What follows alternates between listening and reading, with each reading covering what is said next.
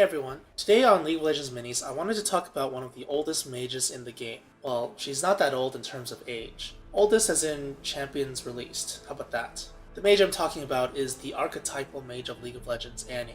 Specifically, I wanted to focus on Annie's Q, Disintegrate. Primarily, its use as a solo laner instead of support. As support though, some of these things can apply, just remove the farming aspect and increase the champion harass aspect. You don't want to frustrate your AD carry by taking their farm. So, Disintegrate.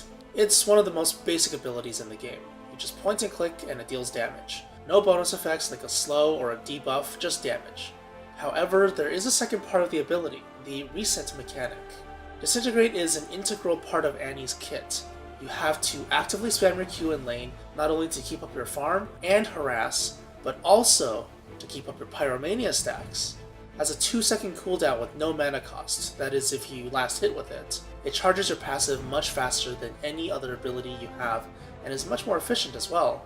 At lower brackets of play, I often see Annie players hold their stun charge for a very long time, and while this does provide threat against the enemy laner, it disables your ability to last hit with Disintegrate.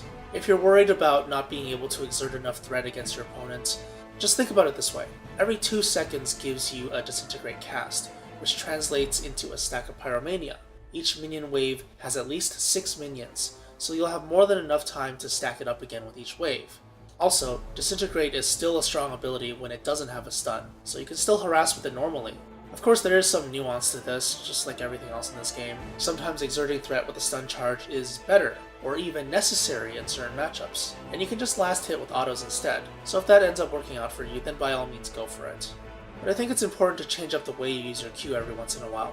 Annie has a very ebb and flow style of gameplay that's facilitated by Disintegrate, and in general I think it's a good idea to play upon this style, walking back and forth in lanes, cycling Qs and autos, shifting from minion focus to champion focus. It really depends on the matchup and the situation, but in general she has a very cyclical playstyle.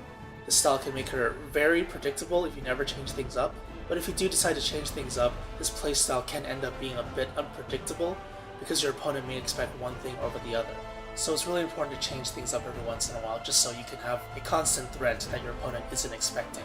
That's basically all the theory talk, so I guess I'll add in a bit of mechanics talk. When you have 3 stacks of Pyromania, you can cast Disintegrate and Molten Shield at the same time. The Molten Shield will activate the 4th stack and make Disintegrate stun after it finishes traveling towards the target.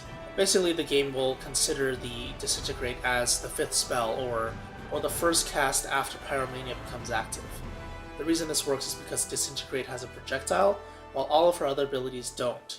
You can use this to surprise your enemies with a seemingly random stun if they don't know how to count to 4, or look at your champion details by clicking you.